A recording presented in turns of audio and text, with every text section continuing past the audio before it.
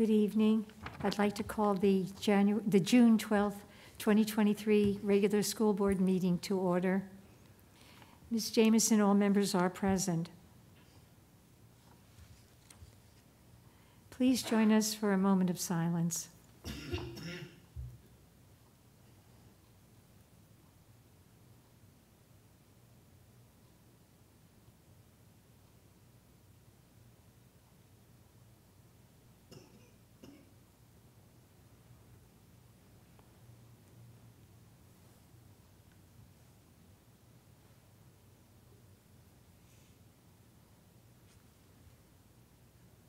Thank you. Please stand for the Pledge of Allegiance. I pledge allegiance to the flag of the United States of America and to the republic for which it stands, one nation, under God, indivisible, with liberty and justice for all.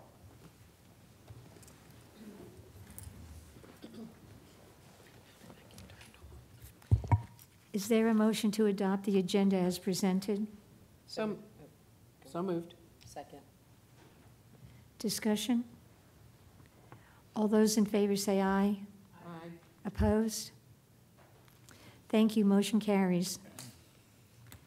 We do not have any presentations or recognitions tonight or student or principal reports. We will move on to delegations. And before we call our person to speak at delegations, I do need to read our public comment section. Persons may present ideas or concern regarding Culpeper County Public Schools. There will be no action taken by the board at this meeting, and such items will be referred to the appropriate administrators for future information and research. Personalities and behaviors of employees are not to be presented during this period, but are to be reported to the employee's immediate supervisor. Each speaker shall limit his or her remarks to 3 minutes. No speaker shall be permitted to allocate any portion of his or her speaking time to another speaker. No speaker may address the board more than once per meeting. Delegations wishing to address the board are requested to sign in prior to the meeting with their name, address, and topic. A sheet for this purpose is provided at the entrance to the meeting room. Thank you. Ms. Sheeds?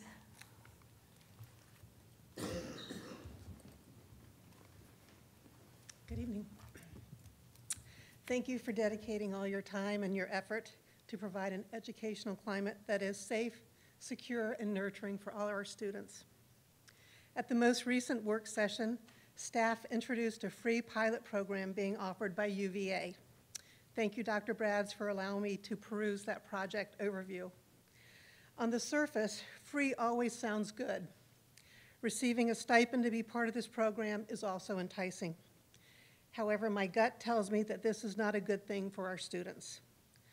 I have been told repeatedly that there is no additional time in a student's schedule for a comprehensive human trafficking curriculum, nor is there any possibility of teacher training on the subject of human trafficking and exploitation because teachers' plates are already full.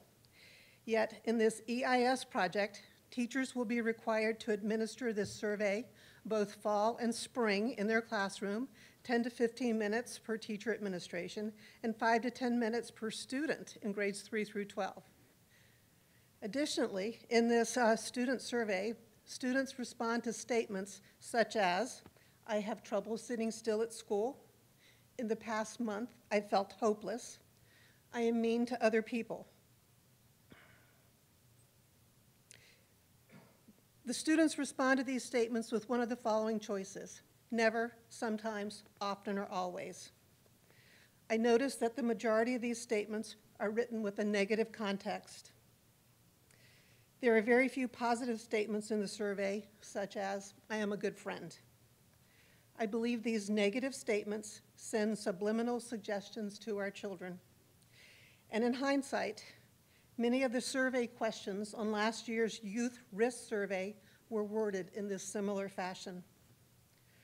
Furthermore, according to the project overview, there's an intervention screener which provides access to reports and an intervention hub.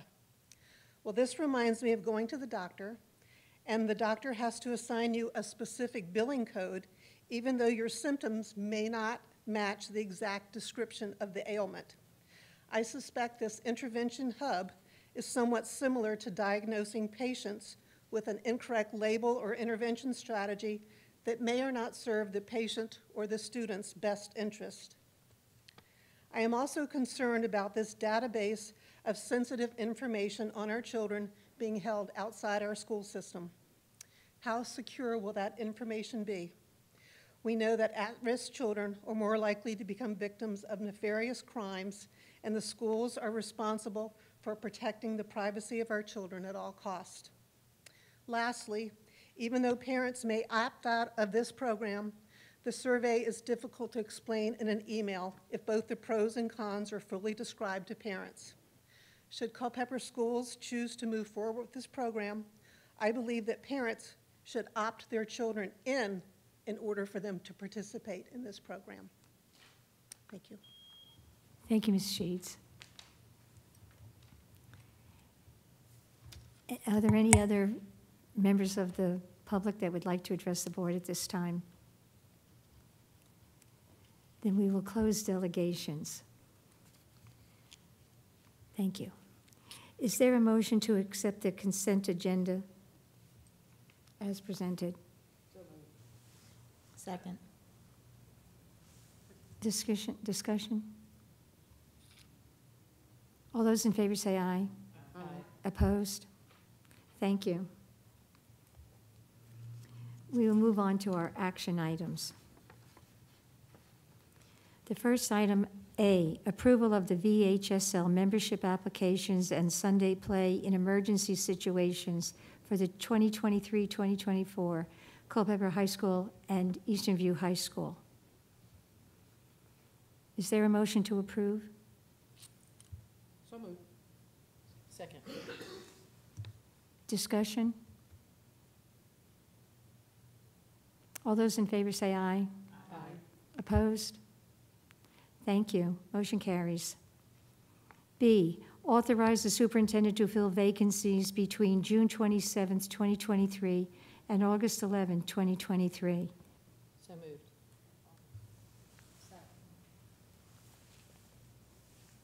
Discussion? It says August 5th on the, where? It says 11 on them. It says 11 on the agenda. Okay. Repeat the motion to authorize the superintendent to fill vacancies between June 27th, 2023 and August 11th, 2023. It has been moved and seconded. Any other discussion? All those in favor say aye. Dick. Aye. Aye. Sorry. Opposed? 7-0, motion carries. Thank you. C, approval of the May VSBA policy updates with one read only. So moved. Second. Discussion on any, the policies have come to us on recommendation from our admin committee for one read. All those in favor say aye. Aye. Opposed? Thank you. Motion carries. D, approval of the CCPS non-VSBA policies and regulations with one read only. And is there a So motion? moved. Second. Discussion? Again, this came to us from our admin committee on their recommendation. All those in favor say aye. Aye. Opposed? Thank you. Motion carries. E, policy BDDL, electronic participation in committee meetings from remote locations. First read June 12th, tentative if second needed on June 26th. So moved. Second. Discussion? I will ask the admin committee if they have any comments to make on this particular policy. I believe the recommendation of staff at the meeting was that we not adopt this policy. It allows the remote attendance at committee meetings. Since we already have in place alternates, and the chair can serve as an alternate if necessary. I believe the staff recommended that we not approve this, but we felt that the full board should be aware of what the policy contains and make that decision rather than have it made by the committee. Thank you, Mrs. Hutchins. Any other comments? Ms. Baker? Ms. Brown?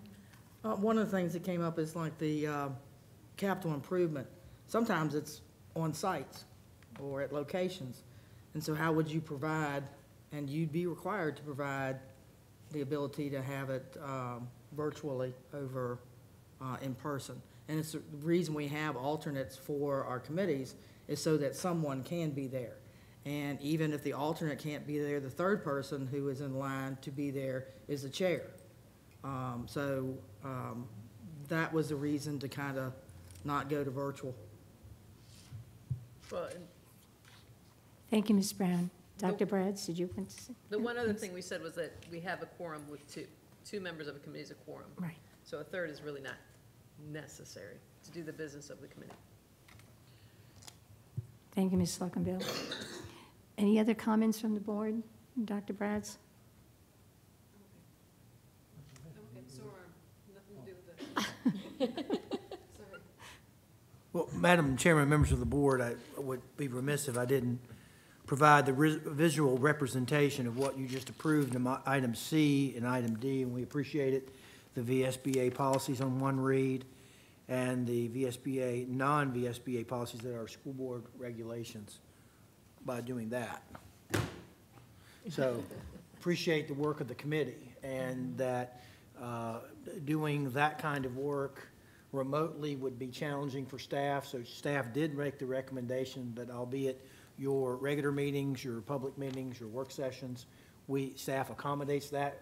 We gladly accommodate that. Just the work of your standing committees would be very complicated for staff to pull that off, as the example shared here today.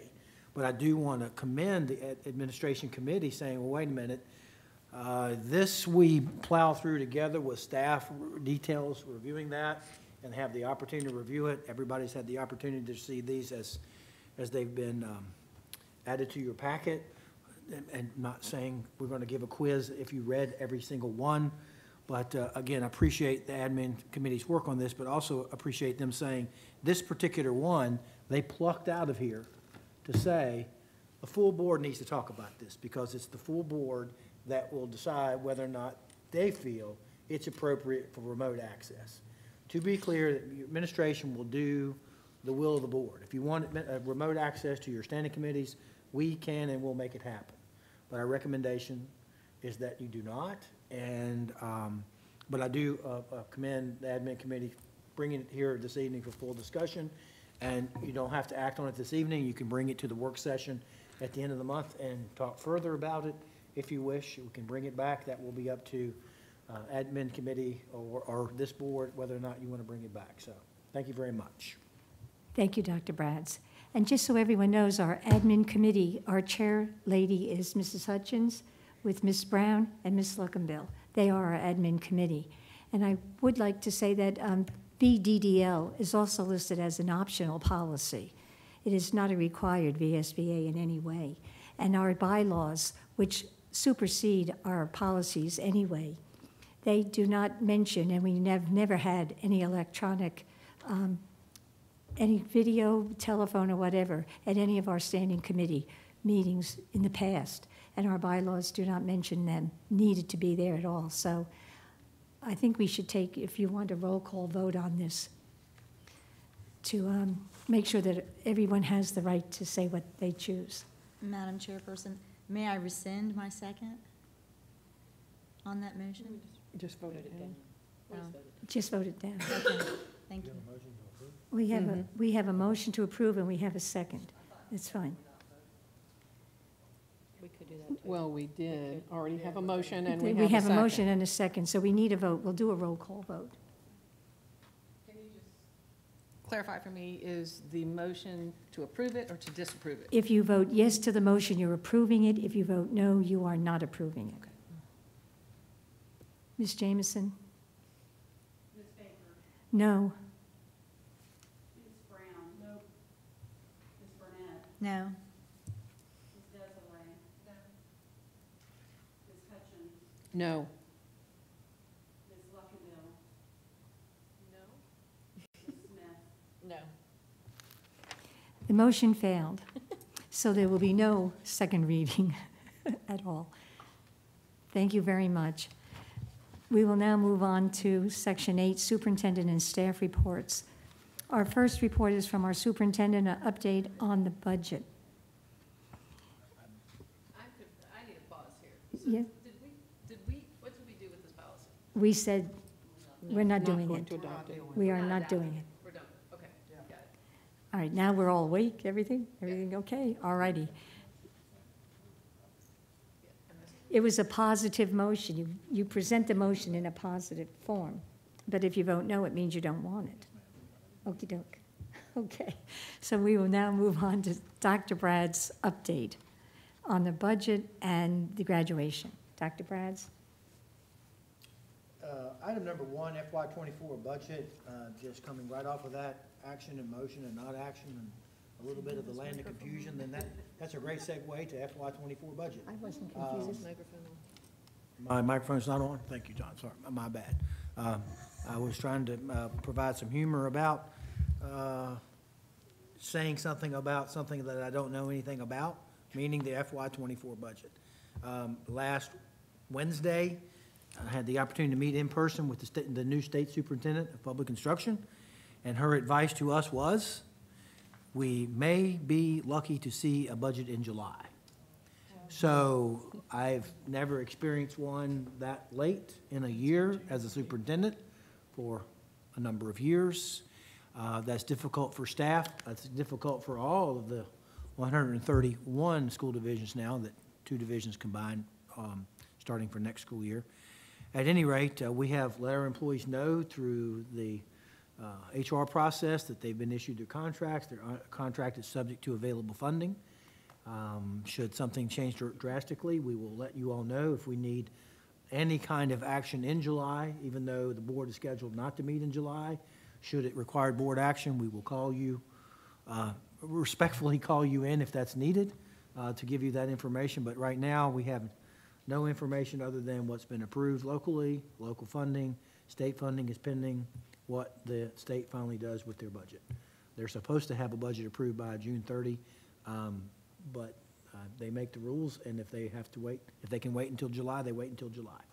So that's the update. We're still in a holding pattern on state budget.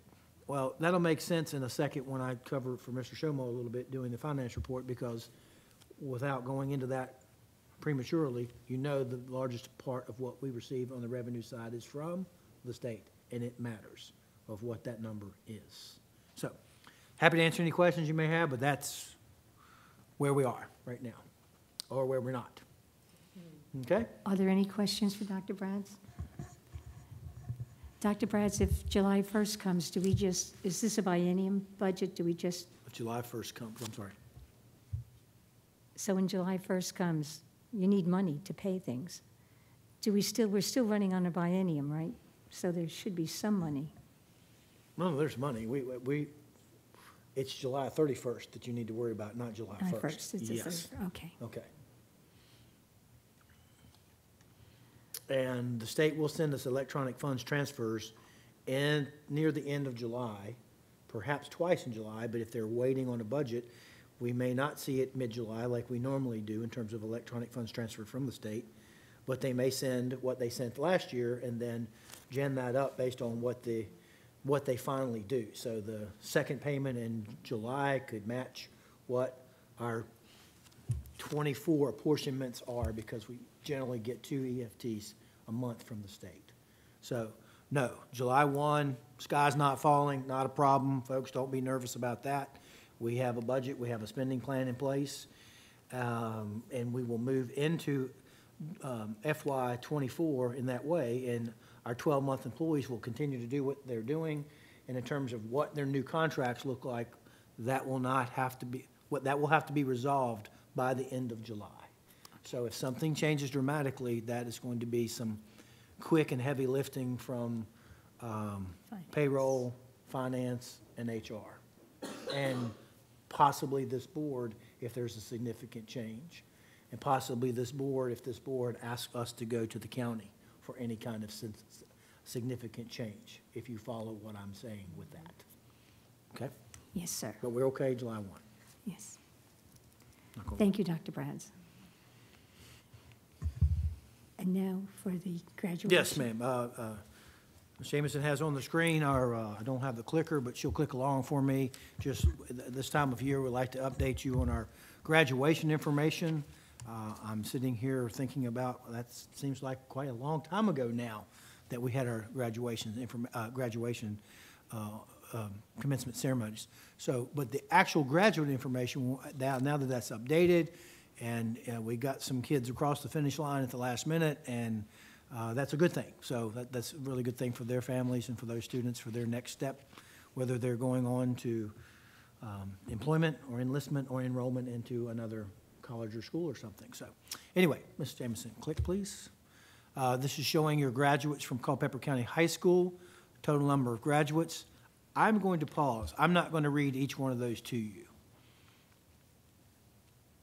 But I will say, we start with saying those 257, where are they going? Workforce, military, 2-year, 4-year, all of that. Very exciting. Happy to answer any questions you may have, and Mr. Hallman's here to help me with some of the technicality of early college credit or industry credentials that I may not be able to answer if you have a question. Next slide, please. Continue with the number of college credit earned. That's not courses taken, but college credit, and typically per course, that's a 3-hour course, unless it's a science, which could be a 4-hour course. Mountain Vista grads from Culpeper County High School, they had their grads in Germana scholars for the most part. Next slide. Shows advanced diplomas, standard diplomas, other types of diplomas. Next slide. Goes to Eastern View High School with 337 graduates, again, focusing on those going to the workforce, military, 2 years, 4 years, those with industry credentials. Remember, that's industry credential or a state license that they've tested out in something. As finance just acted on, taking some of those credentialing tests and approving the bills. Those things are exciting for our students to earn those state licenses or industry credentials. And the credentials are stackable, and that helps them with college access and jobs and all kinds of things like that. College credit, a number of students earn college credit in either through Governor's School or Mountain Vista and nursing, et cetera. Includes that. And that also includes our regular dual enrollment program. Number of students with associate degrees, and that was on the other slide. I didn't point out the number, but that's there. You can see that. Next slide, please. Eastern View total college credits earned. Again, that's divisible by usually 3 of how many courses that we're taking.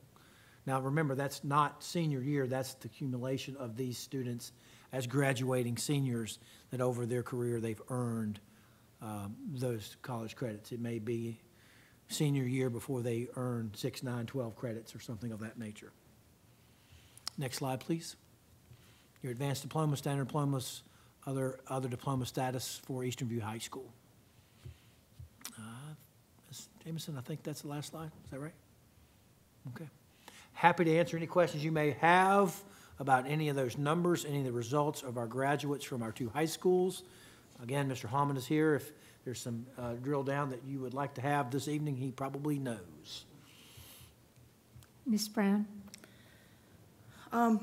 It was just today that I remembered that last year when we got this report, there weren't as many civics seals as had been in previous years. And I don't even see civic seals up there.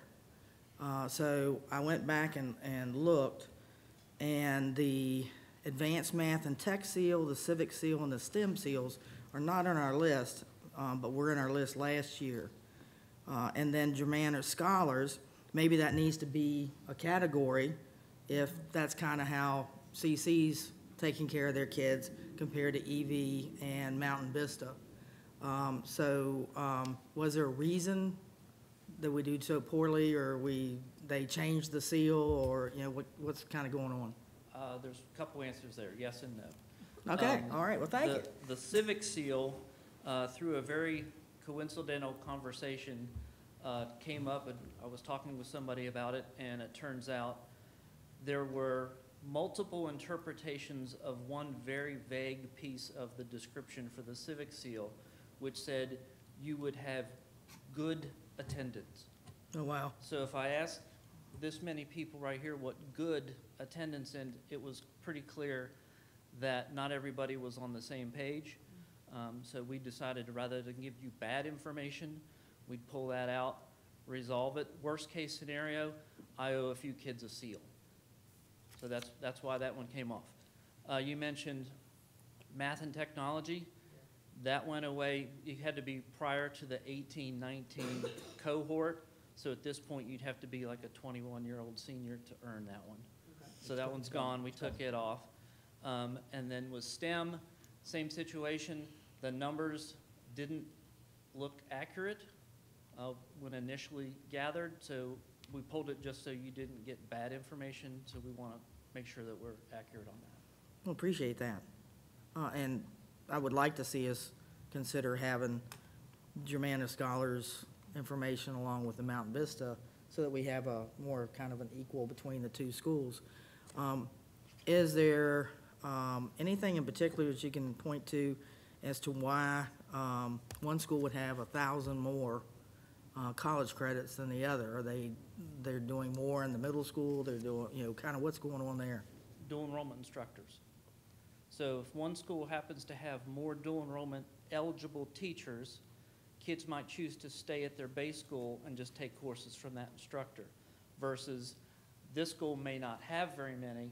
They might take more AP classes, or they might try to get into Scholars or Mountain Vista because there aren't as many dual enrollment. So it becomes a really difficult thing when, say, a teacher that teaches dual enrollment retires or goes to another division and we don't have someone to backfill. We've worked with HR to provide not just your 3/4 tuition, 100% tuition if you would work towards your dual enrollment eligibility. It's just really hard to get people to do that. Thank you very much. Are there any other questions for Mr. Harmon? Ms. Thank Metzger, you. 90% tuition? 90%. You said 3/4. I just wanted to clarify that. It's 90%. Yeah. But where there's need for the division, it's 100%. And it has been for some time. Thank you.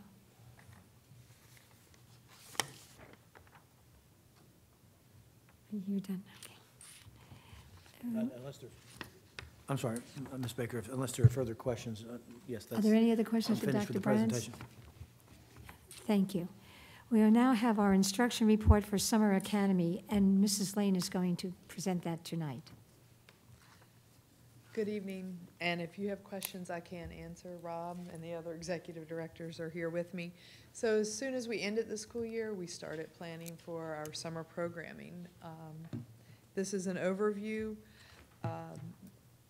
I will tell you attendance has increased as we've gone along, so this is early on, but it won't be the final. So this is just where we were at a moment in time.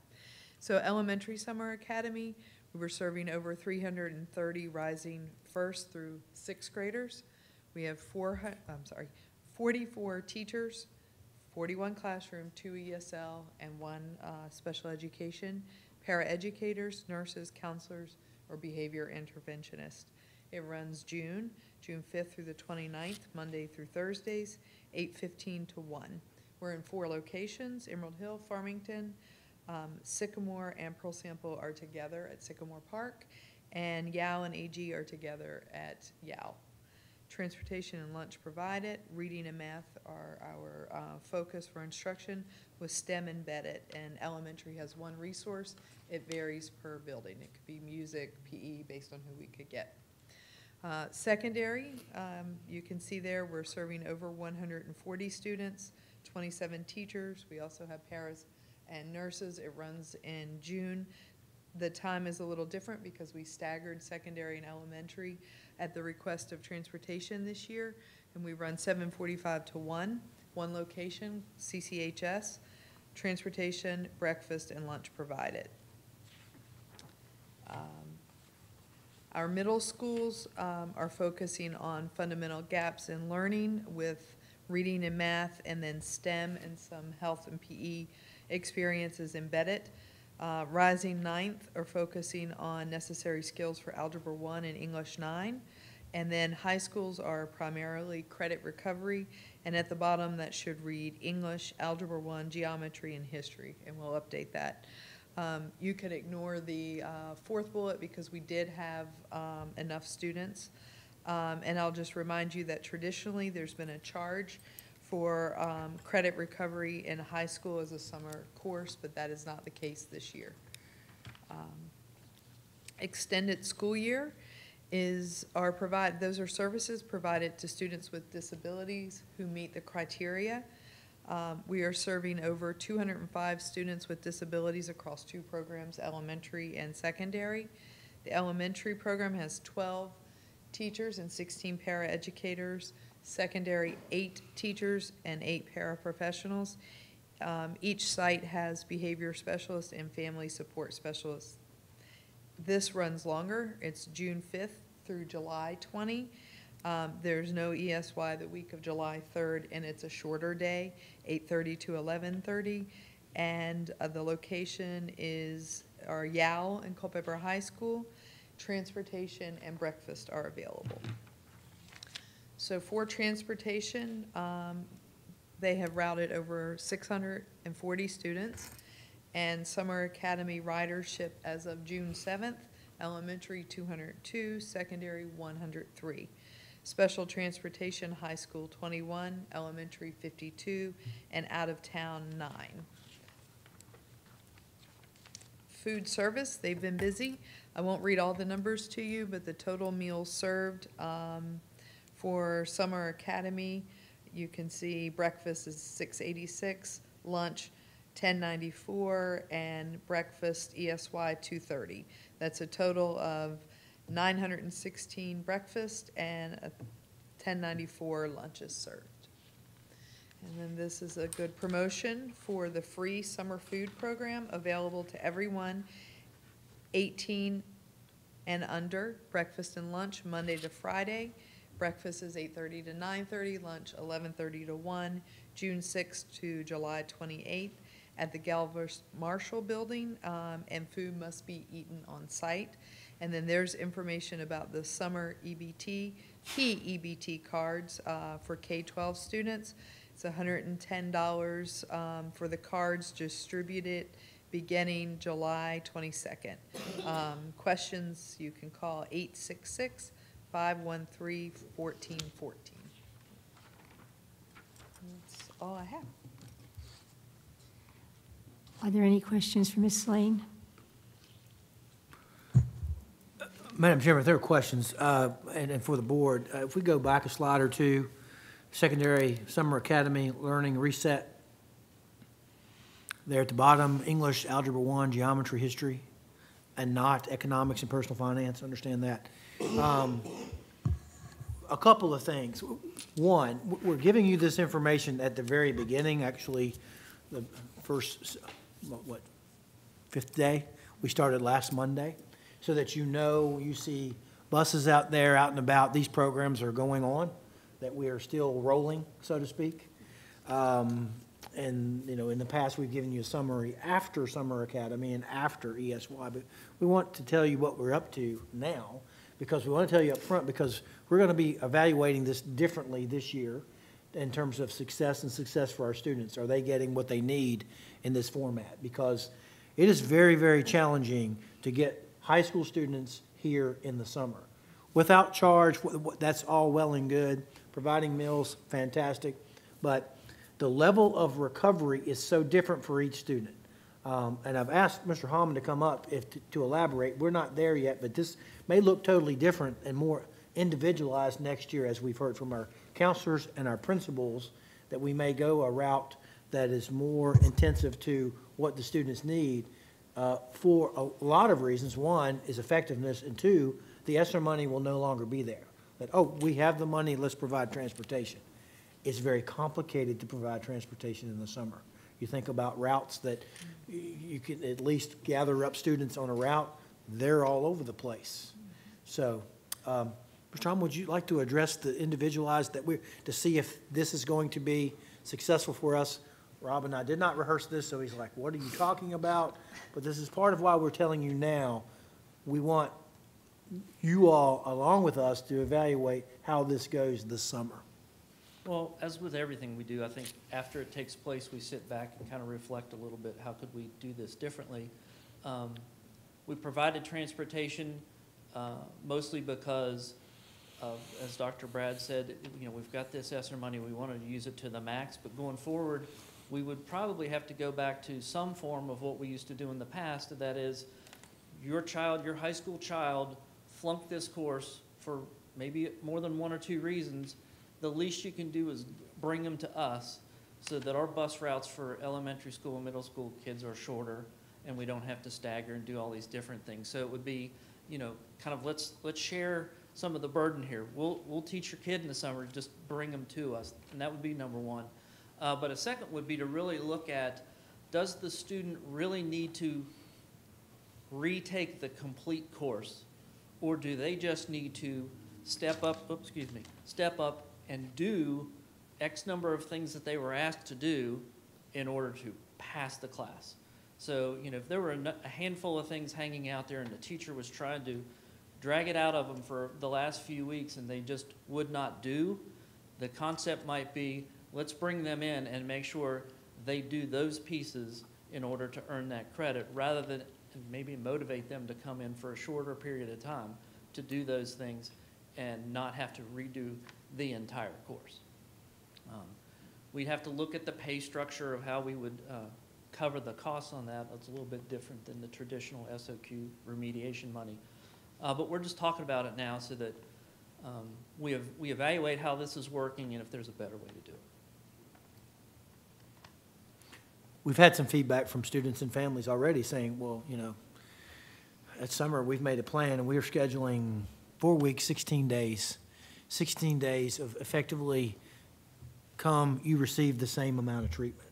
When today, because of the systems that we have, it can be much more diagnostic, that you need this, this, and this, and then maybe in this case, up there on that screen, an SOL test, which we can do. So we can get them credit recovery, pass the course, and pass the SOL if that's necessary, because then that becomes advantageous for them in their course selections going forward instead of having to retake the entire class. No, they're not excited about doing something that maybe they're not good at. Think about that for summer school. I get it. I taught summer school. But at the same token, families have their priorities as well. So we set this aside. I'm only going to send my kid 2 weeks of those 4. Well, how is that going to slot into the goal of credit recovery if we're designing it thusly, right? So I want to give you that heads up that we're going to evaluate this very specifically because of all the tentacles that are involved with trying to run a summer program in this regard, particularly for our high school students. Yes, Has the state come off of some of their requirements over seat and the seat so that we can do something that makes more sense? they have not, but because we've been using ESSER money, we haven't had to apply those rules that the state has had tied to the SOQ remediation funds. So in this instance, we'd probably have to go back to, for elementary, perhaps Title I paying for Title I schools and SOQ paying for non-Title I schools, and potentially having to charge a student. But again, we'll evaluate that and determine whether or not that needs to happen. If you just need to come in for a week, do your remediation with some supervision of, an assistant principal, an 11-month teacher who just happens to be there, doing any number of things, just say, you're gonna get this accomplished, because what it sounds like is a lot of the time is someone just needs to be on top of them, and I think you would understand that. Yep. All right, and no other questions? Then we will move on to the financial report. Dr. Brands, Dr. Braz, you can do finance.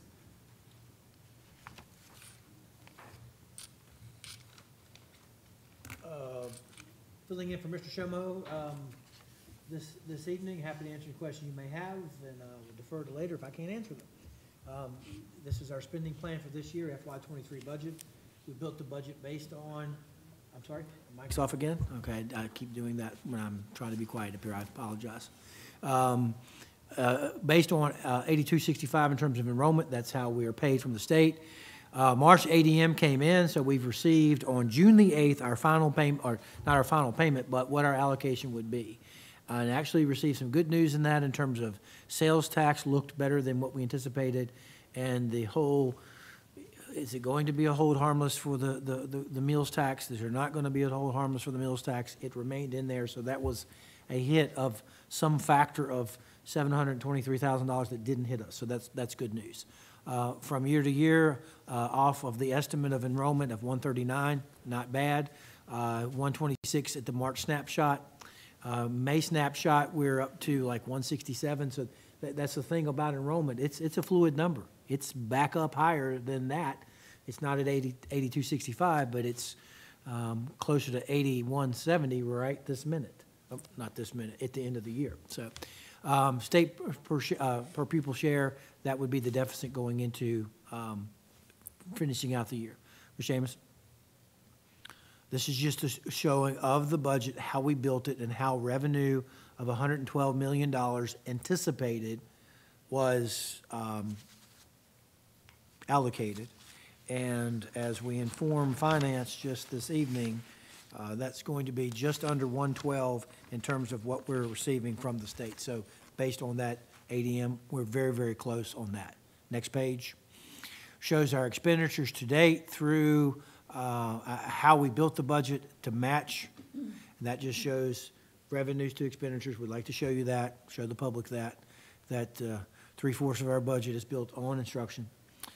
So it's well over the 70% threshold that some people aspire to get to. We're at 75. Next slide. Shows how we spent by category and by month through this year. And this is through May. Actually, maybe it's through April that we're just wrapping up May numbers as well. Next slide.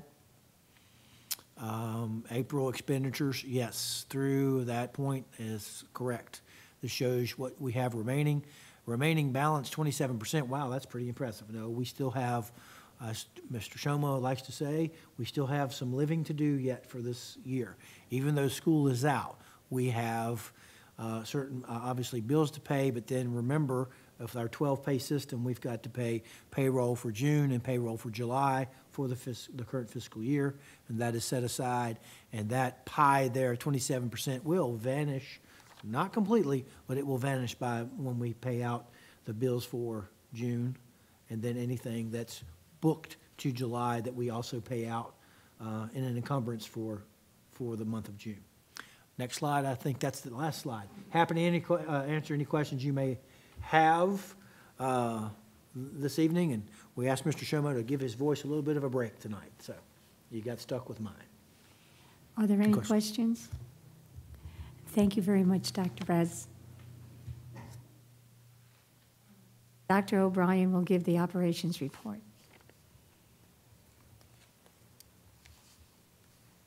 Good evening, Madam Chair, members of the board. Dr. Braz, I'm happy to give you our operations report going into June. First off, we did some repairs at CCHS in regards to the irrigation system. One of the pipes broke, so we did some repairs and we got that all nice and neat so it's no longer leaking. We did have some plumbing repairs also to do at Pearl Sample that we took care of in regards to one of our chilled pipes. And then the big project that's ongoing that I've spent a lot of time observing and learning is the roof replacement at Culpeper Middle School. We did have to divert some of our summer school traffic earlier last week because they were working on the gym side and some of that product was coming down to the road as they stripped off material. It's very impressive the way that they're layering and doing the insulation.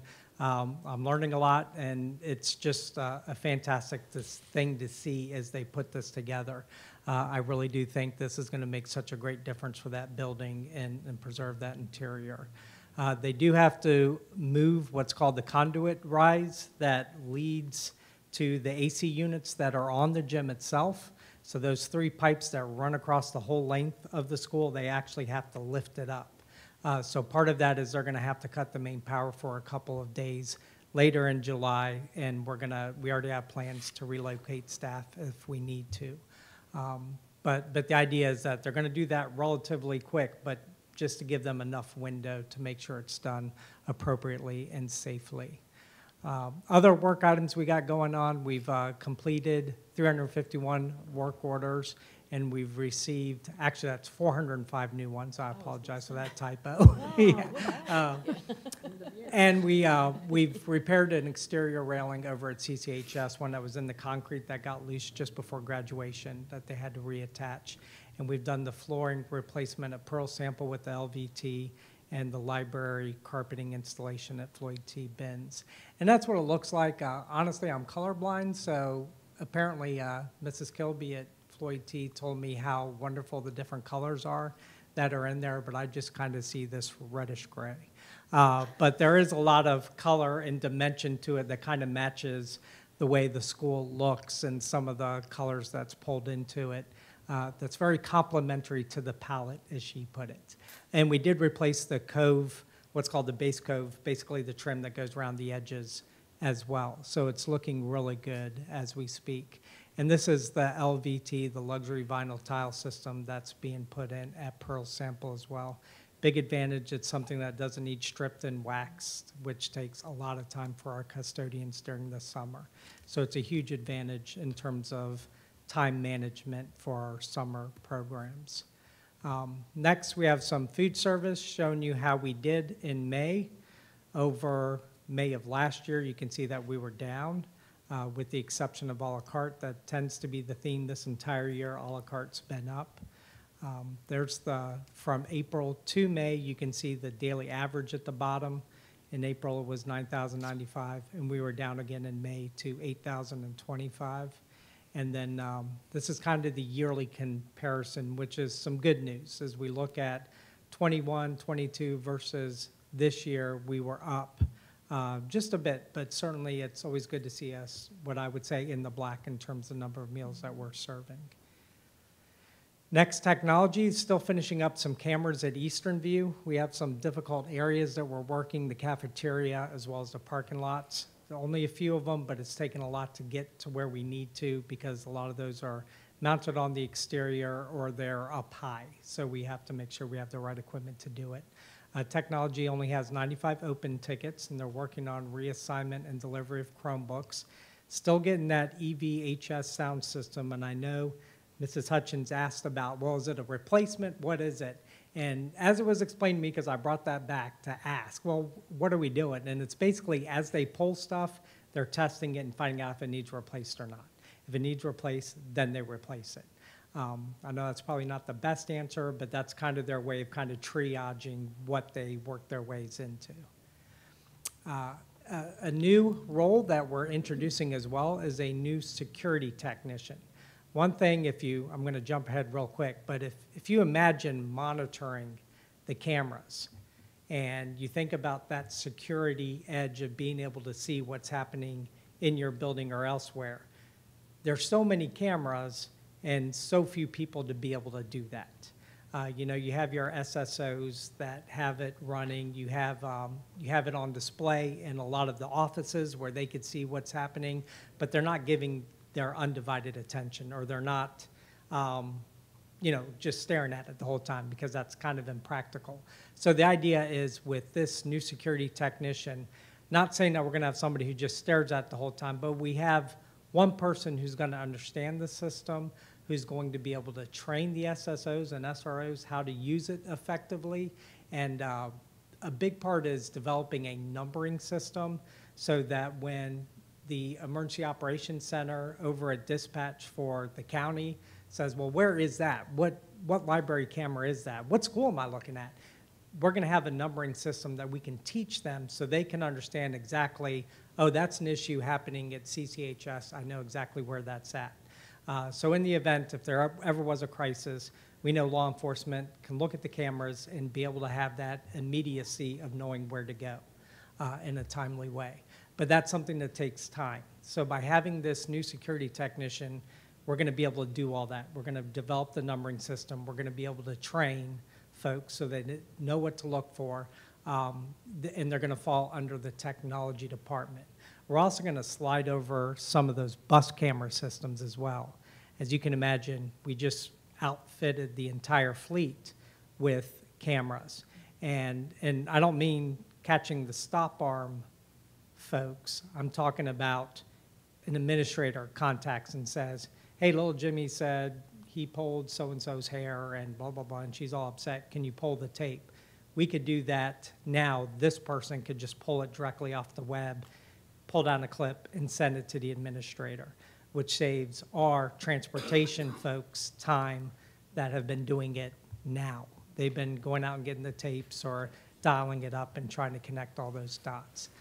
So it's going to help us in the greater management of making sure that these cameras are also kept up, because occasionally a camera might go down for a reason, and if you're not monitoring it, there's no way to know that it went down. So that's just an important aspect of how that role is going to hopefully expand and help us just do a better job of monitoring what's going on in our schools.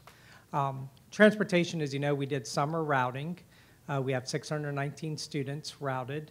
We had a lot of special transportation that was taken care of as well, and we had a couple last-minute add-ons. For the fall, we're already getting ready, starting to look at getting our drivers trained. Above all, hiring new drivers. We have 2 drivers in the class that's going to start on June 19th and an aide. We still need more, so if you're out there listening on TV or elsewhere, certainly apply. It's a great part-time job that has full-time benefits. So if you're interested, let us know. And we also have a weekend class to help some of those teachers or coaches that want to get their license without having to be there for as long as the other classes. On July 24th, we're going to do our in-service where we train the drivers. And then the very next day, they're doing their dry runs. So we're going to give them their routes at that meeting on the 24th.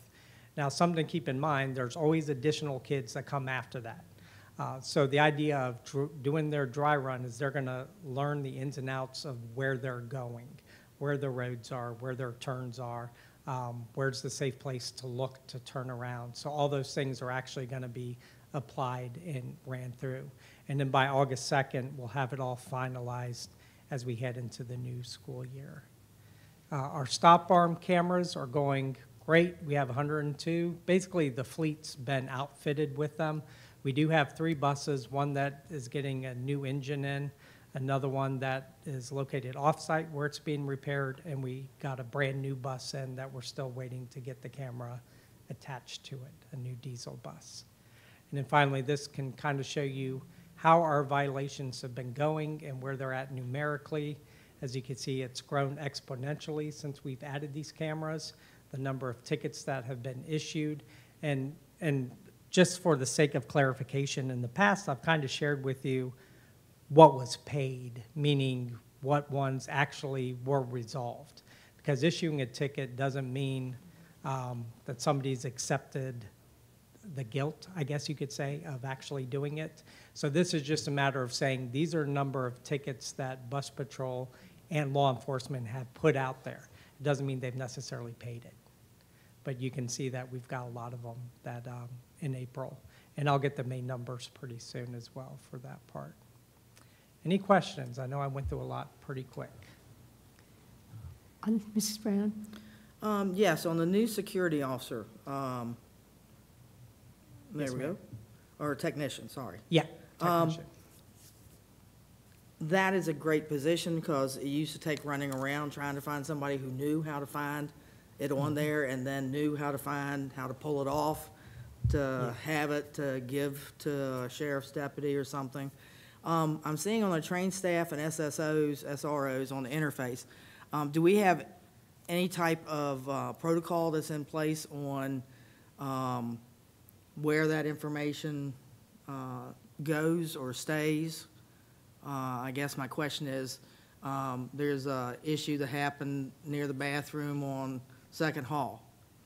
And so the staff, administrative staff's trying to figure it out.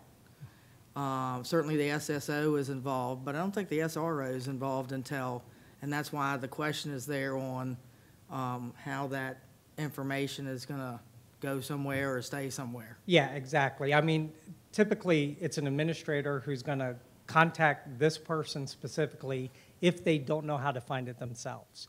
A big part of this role is also to be a trainer. Somebody's going to take administrators aside, teach them how to use ExactVision, our camera system, how to go and look at the past, and how to pull clips as they need to. So we also, as much as we're going to have this person monitoring cameras and looking to make sure that they're active and helping administrators plan on where to place them along with the school safety committee, this person is also going to make sure you as an administrator know what to look for and how to do it.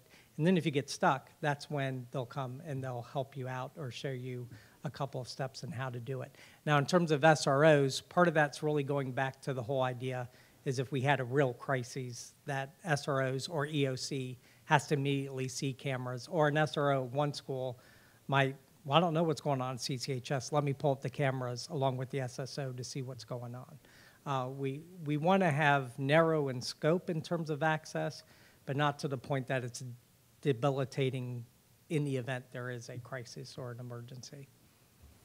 Madam Chairman, if I may add, and Dr. O'Brien, correct me on this in terms of Ms. Brown's question. Part of that is, who has access to what and where. Okay, so they have to be on our network, to be clear. They have to be in our schools on our networks. But because of that access and training that access, it's important to establish this trainer person so that as the SROs are moved around from time to time, they need to know how to navigate in a different building. But they have to be in a building, their own building, or whatever, on our network to be able to see these items. So that's the only place that occurs, with the exception of one place that we've shared with you, and that is at the EOC. That is in the 911 center, so that if 911 and the training, cross-training there with our person and their people over there that have some expertise with ExactVision, is that the right word? Yes, sir. ExactVision, I think that was the eyeglass thing, but anyway, close enough, right?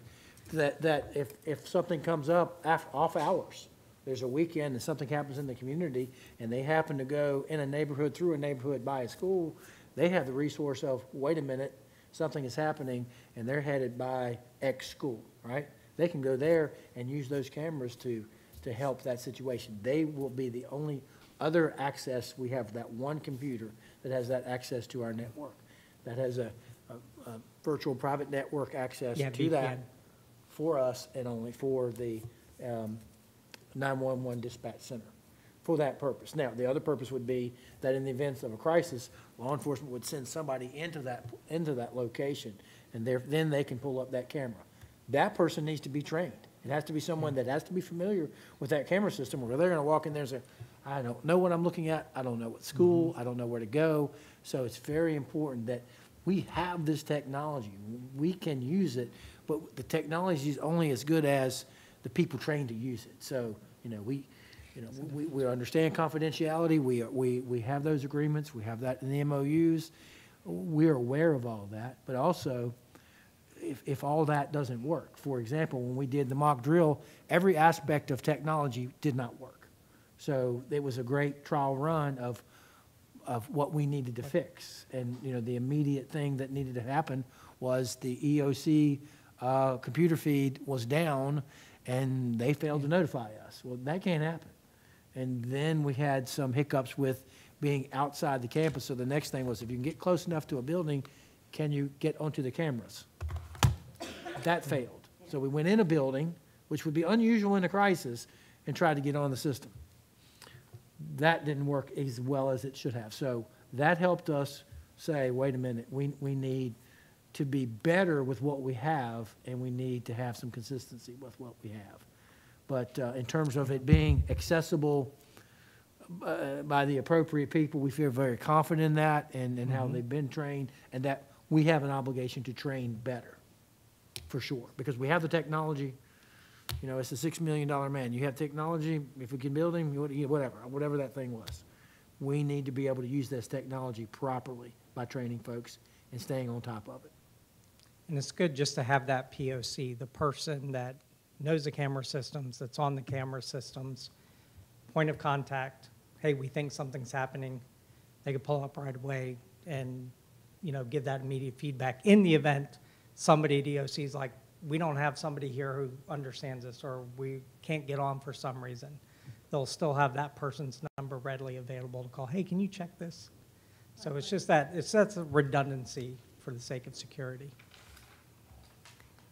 Thank you. Are there any other questions for Dr. O'Brien? Thank you, Dr. O'Brien. You're welcome.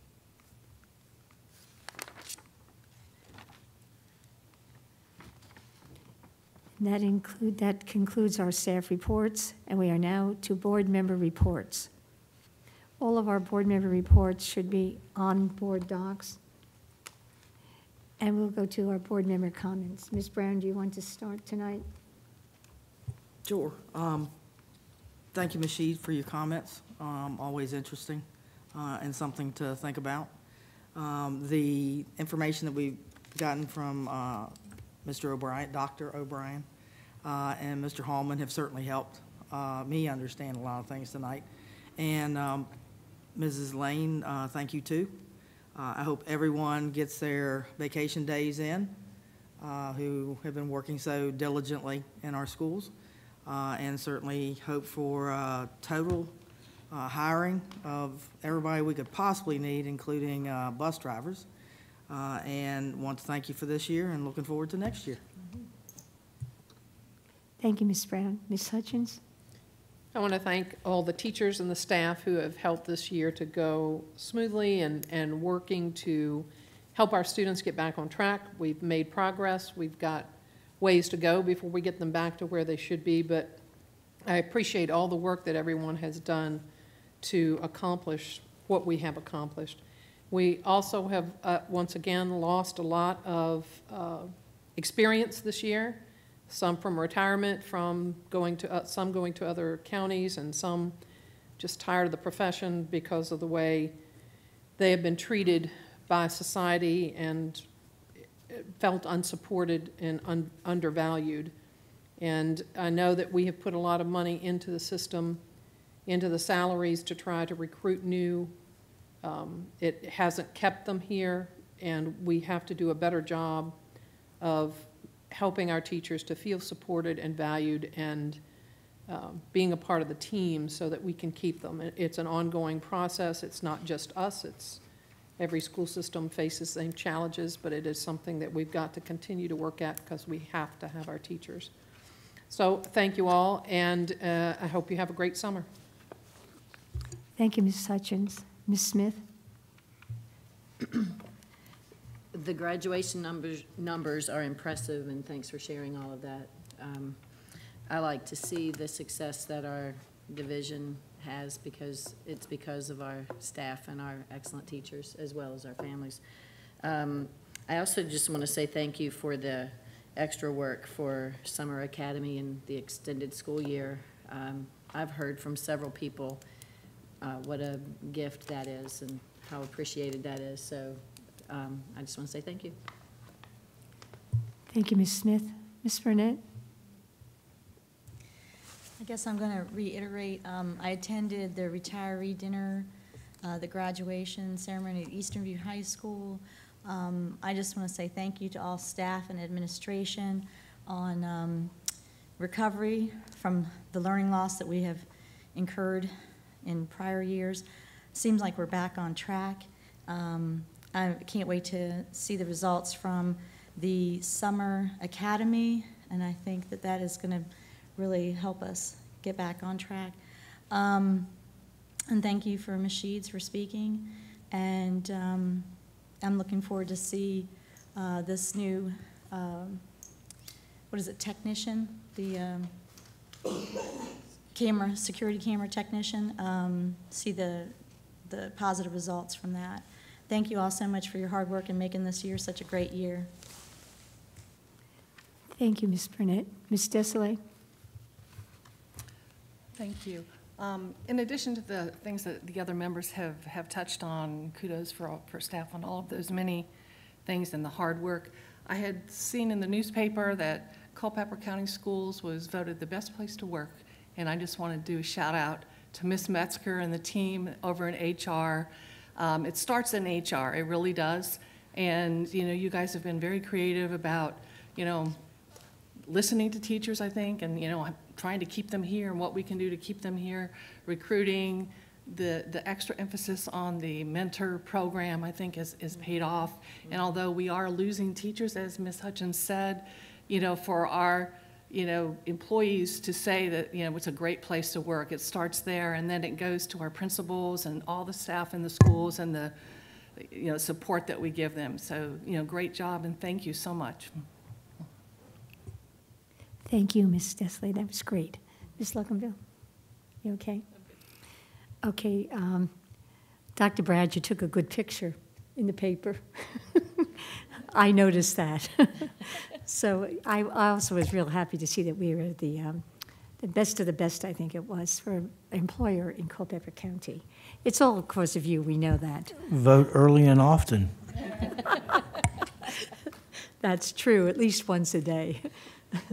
And I think that May was very, very busy with all the events and all of the different recognitions that kind of in a withdrawal right now in June. It's been kind of quiet and nice, but thank you to Ms. Lane and Mr. Harmon for all the work with the summer academies. And it will make a big difference for a lot of our kids. And thank you very, very much. And I think that's all I have to say. Thank you.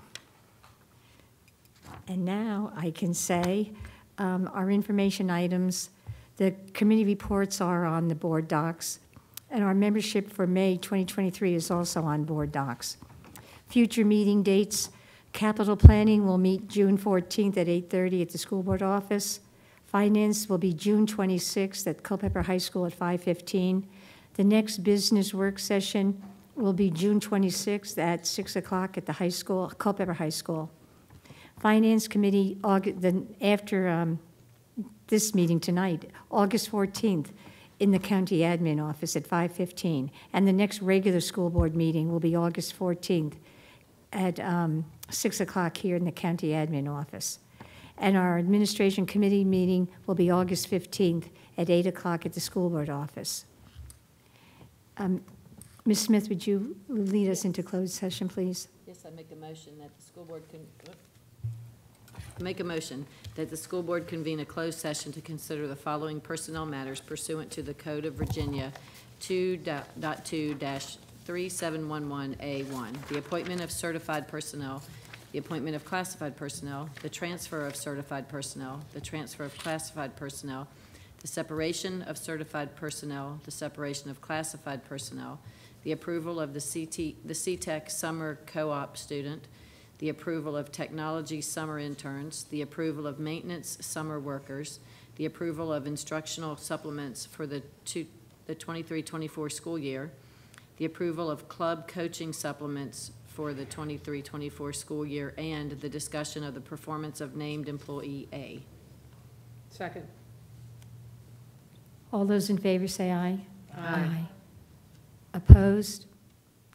Thank you. We are going into closed session.